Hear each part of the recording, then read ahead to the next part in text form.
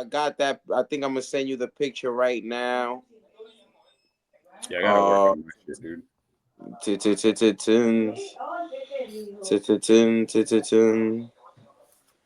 Boom, boom. So yeah, we got the Keyshawn Davis versus Baranchek. Love will be in the air. Fights will be in Madison Square, February 14th at the Hulu Theater. It's gonna be great, man. It's gonna be great. Keyshawn Davis gets the opportunity to fight for the first world title, the WBO lightweight world title here in New York City. And it's gonna be in New York City, so don't be surprised if you get a nice little undercard. Yours truly, with all the boxing rising stars that Top Rank has to offer, the Shushu Carringtons, the Xander Zayas, and I've got good news. Xander Zayas is the co-main event, loud and clear and confirmed by his manager. He told me, Chris, we're on the co-main event. Give it to this week. We'll be dropping that fight poster. And let's see if Shushu gets in. You think Shushu will be in there? He should, right? Mike, Yeah, I he got was it. on the fight. Got He you. fought on the Mike Tyson. Right. Um, so he should be back, right, Dave? Or we're overreaching, maybe. Nah, I think that's plenty of time. I mean, it didn't even go that far, right? The fight, I forgot. No, I I think know he he got. went. I think he went decision, but the Mike Tyson Jake Paul was when I got I wasn't really November. paying attention. When was it? It was Like, it's just a few weeks ago, bro. definitely a month ago. So I mean, I don't see why it'll be good. He Always could at do it. home. He could do Always it. good to have at home. But let's jump right into the fight real quick. So Keyshawn Davis gets his first bite at the apple against Darius Baranchek. Last seen in action at home November 8th, where he stopped Gustavo Lamos in the second round. How does he get it done? Can he get it done? And is Baranchek being slept on here? David, talk to me. I think so, a little bit, bro. Barenchek is no punk, and remember, he was on the same Olympic team as Lomachenko and Usyk. So this dude is this well-schooled guy. He gave Navarrete, he beat him back down to 130 pounds, man. So, but Barenchek's a real guy. This is a real fight. I almost feel like now. I think Keyshawn is a talent. I think he's got skills, but I'm almost thinking, is this too much too soon for him right now? Say it. Say it with your chest. Do you feel that way, or are you thinking about it? Say it with your chest, David. Do you feel that way? Because it's different feeling it, and there's one thing saying it. I want to. Don't be the guy that says I'm it. feeling it, Like saying if it, he bro. loses, right? Like if I'm, Keyshawn I ain't Davis fucking. loses, don't come out the next day. I see. I knew he should have never taken a fight where he has a bad No, no, performance. no. Look, and I'm 100% like okay with him doing this though, because he wants it. Keyshawn's been pushing. He's saying he's ready for the big stage for a while now. He's been saying that. So I'll defer to the fighter. If you think you're ready for it, and he looked really good against Lemos, man. I mean, that was, of course, that's a very different style than Barenchek. You understand? It's a very, very different style that he's going to be facing. But and then you're talking about Olympic pedigrees here. Both of these guys are Olympians. Barenchek's going to have the edge in experience on him. But hey, man, if this dude, so I tell you this much, there's no excuses, man. If Keyshawn goes in and he loses, right? He loses. There's no, it was too soon. For me, if I was like a manager, I'm thinking fanager, you know what I mean? Yeah. I would be like, let's get one more in. Okay. See Let's that get okay, one more. that's good. That's good. It's okay. That's understandable. And I think it is. I think it is a little too soon. I'm not gonna sit here and lie to you. I think it's a little too soon. I think he's actually too soon. He needed maybe another homecoming fight and then a veteran. You Right. know, I I want to was see him go always the distance in a I tough fight. wanna see him. I mean, he's had his veteran, but I don't. But like Jose Pedraza, it was just like he was like way over the hill. They made him Yeah. come back down to 135. Right. Like Jose Pedraza was the perfect name had he been in the same weight class. No, but they made him come back down from 140 to 135. So that already takes a little away. Um, I was hoping for Cambosis, but he said he's going to Matchroom, and he's looking also at 140 pounds, and it's looking like him and Tio might run that rematch. But Oh, word? Yeah, it's looking like him and Tio might run a rematch. He says he's open to it. And other than that, what will really there was really not a good vet for Keyshawn Davis out there. Like there's no Gamboa way over the hill already. So I do think it's a little too soon, but he's the top ranked guy. He's basically has been the guy since Shakur signed with Matchroom. So they kind of speeded up the process just a little bit. Maybe with Shakur maybe still being on top rank, I don't think this fight's happened yet. I think he probably will be on the Shakur Stevenson undercard, still molding up a little bit, but due to his departure now, he has to kind of take the keys at lightweight, has the young star. So Madison Square Garden, love is in the air, gloves will be in the air. Sanders Ayers will be the co-main event. Hopefully we get Shushu Carrington attached. It's gonna be good. David, early prediction. Give me some early prediction. I just handed you $50. What's your early prediction For Keyshawn Baranchik? Man, I need to see the odds, bro. I need to see the odds. Okay. You know what I mean? Like I want to. If I'm putting it on a bookie and I'm doing it like that, I want to see the odds are. I don't know, man. Do you think Keyshawn would be the underdog in this? It's got to be, right? 12-0. He's He's 12 not. and 0. He's like what? He's like 13, 14. He's not. Nah, wait. Let me. He's like at least 13. I think he definitely don't got 15 fights. I mean, he has the one Keyshawn? no contest. He definitely has the one no contest where he That's right. I where he forgot was about that. smoking, where he was out there smoking gas. Yeah. I was at that. I was at that fight, yo. I was at And that we don't fight. knock you, Keyshawn, because we definitely smokes the gas over here, my boy. All good, buddy. We is not knocking you, my boy. Officially, it's 12-0 with AKOs, and then with the no contest, that would be So yeah, 13 I'm fights. definitely not putting a guy. That's what I say. Definitely don't have over 15 fights, but it looks good on the resume. A champion under 15 fights definitely looks good. Not Lomachenko, but it definitely still looks good. If I had to tell, if it has coming from being a gambling man myself, I think he would be an underdog, but it kind of would be like Hitchinson Power. It wouldn't be that big. Like it would be probably Baranchik minus 104 with him being like a plus 100. Like Oh yeah, basically I don't 50-50. see him being a plus 200. I don't see him reaching over plus 130, plus 150 on a bad day, depending on where you bet, DraftKings, fans, or whatever. I don't see him being that much of an underdog. And he has the youth on his side, but he won't win this fight with power. He definitely got to use this to win this fight. One thing that kind of gets me about Baranchik, bro, is he's not that active. He fights like once a year, and he's fought like that for the last few years, if I'm not mistaken, man. Let me see. I'm looking at. Let me see. I've got it right here. Yeah, bro. He fought. Well, he fought twice in 2021, once in 2022, once in 2023, and once in 2024. So not your most activity in the gym.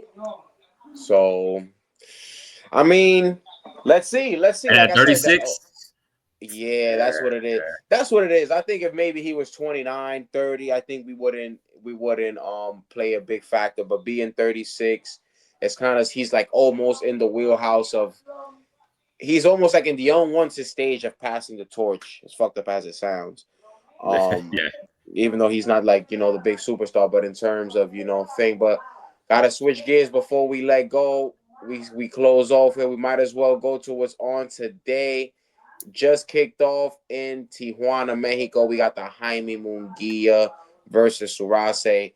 Talk to me. Jaime Munguia's fourth fights John Ryder in January. Fights obviously Canelo in May. Fought I forgot the guy's name in September in Phoenix, and now he's fighting in his hometown. Remember, he was supposed to fight last time, but it was supposed to be at 160. I don't remember. He fainted making weight. That's what made him move up to 168. Fun fact for you, for the people that don't know. I didn't know that, bro. Yeah, he fainted making weight about a year or two ago. He's supposed to have a fight here in Mexico, and he fainted. And I want to say he did, I think, a fight or two after that, and then after that, he went to 168. Bro, I can't even believe that dude fought at 154. He was a welterweight, bro. People forget Yeah. Jaime Munguia was a welterweight. He only Giant. had like 4 fights. Don't get me wrong, but Jaime Munguia definitely fought at welterweight. Talk to me, man. Fourth fight in this year, and me and X were talking about it. He's I saw that. I he like the probably was point you looking made. for the Canelo rematch. Canelo right now obviously has some rematches going on, but the Jaime Munguia, Edgar Berlanga is at the top of my wish list for 2025. Whether it's here, it's in Las Vegas, and we're talking about me and X. We were talking about the things because he's kind of praising Berlanga for the entertainment, and I was praising Jaime Munguia more due to the fact that he came to win. I know that Canelo carried Munguia. It's obvious. I watched the fight, and it's obvious he carried him. But the reason he carried him, ladies and gentlemen, he did not want to hurt his countrymen. I think if Felix Trinidad or Miguel Cotto, oh, I forgot, Trinidad fought Camacho. He could have stopped Camacho. He didn't stop him. That's his fellow. Yeah, I'm saying he said he may not say, but Paisano. he said a couple times that he didn't take backlash. But people like, oh, that was you know why you took that fight, or you took it because of the money or whatever it is. So I feel like he didn't do that because he didn't want to. He didn't. Honestly, so you think it would have been different if Jaime would have been Mexican from the States, like Oscar De La Hoya? Or considering that he's actually from Mexico. A little bit, man. There's Like if he would have been that. I don't Mexican know if from y'all like have it. fucking Arizona or LA, do you think Yeah. Canelo would have just stopped him, or considering like, yo, he's really from, you know what I'm saying? I don't know if y'all have that same thing, but like, Yes, bro. I'm okay. Dominican American, but I wasn't born, so I'm not doing. Come on, Yes. bro. So same shit, dude. I've had Mexicano. Fun fact. I got thrown in a jail in Mexico once. Long story, bro. Long story. But we threw down with the fucking police over there. They messed us up pretty bad. Anyway, I'm in the cell and there's dudes talking shit, man, because there's me and my cousin, and so we're talking in English together, and immediately some dudes start jumping out. Oh man, I'm stuck in here with fucking gringos, man. I'm like, yo, who the fuck you calling a gringo, bro? And go, oh man.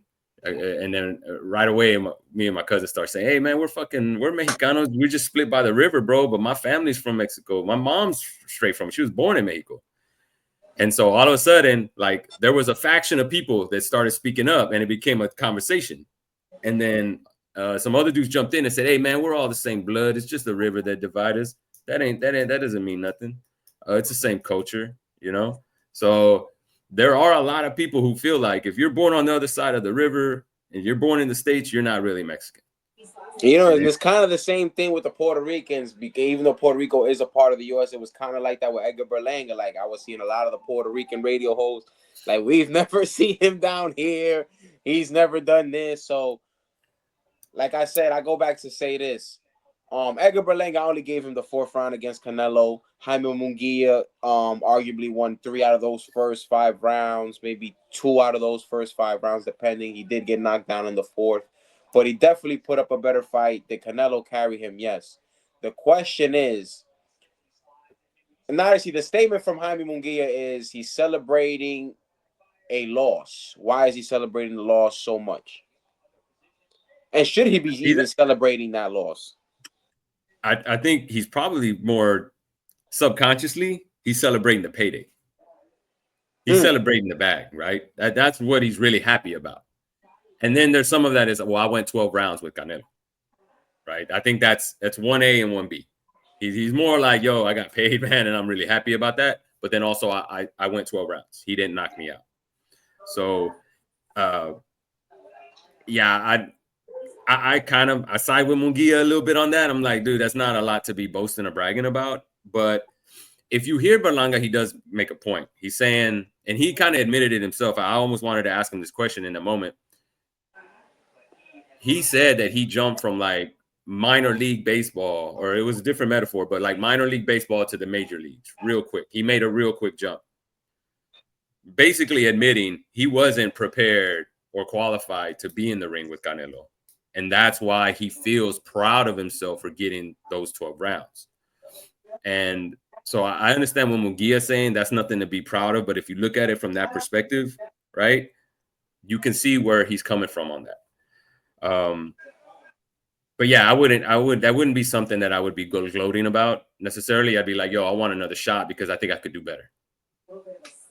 And then because that's what we were talking about, because we were saying how obviously Jaime took some rounds, and kind of the celebration of the pointing at Caleb Plant, how we were not gonna, his words, not mine, at the press conference in LA. We're not gonna go out like that fuck nigga over there, Kate, which and refers to Caleb Plant.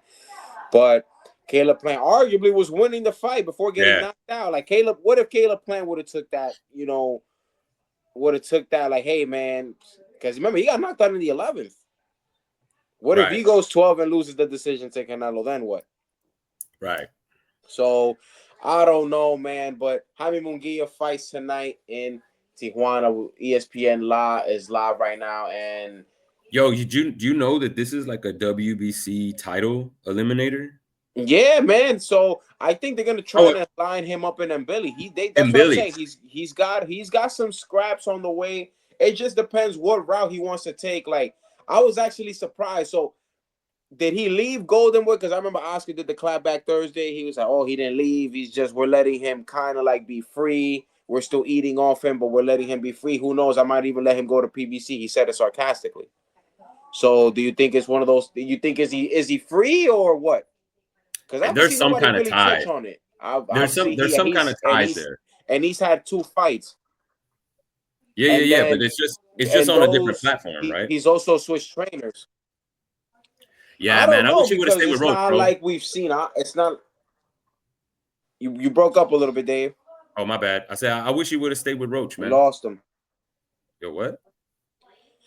Yeah, I saw the improvement in Roach, but I don't see. He's just obviously looking more Mexican, sticking with Eric Morales. He's just more gritty, pitty, more aggressive, I feel. But one thing that I have seen him with the Canelo fight, he looks more patient. He's not rushing it. One thing I can say, that had more to do with Canelo, bro. To see that he's not over rushing it. He's pacing. He's trying to pick the shots wisely, and I think it's a good look for Jaime Munguia that we will see tonight. We might cover that, David. I appreciate you for joining.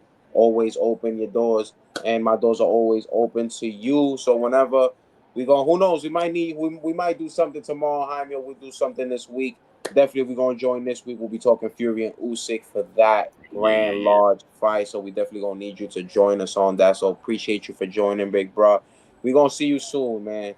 Yo, for sure, man. Thanks for having me, guys. Nah, anytime, bro. All right, peace out. All right. That's it, man. That's it. We gonna log out, fight fans. I appreciate y'all for joining us in another episode. And the guests we gonna be having soon. We gonna be back again to talk some boxing again. We gonna be recapping this Jaime Munguia. Still got some more interviews coming up. We're gonna be breaking this down, and I'll be back again to talk that boxing again. And I'm gonna be back. To this day,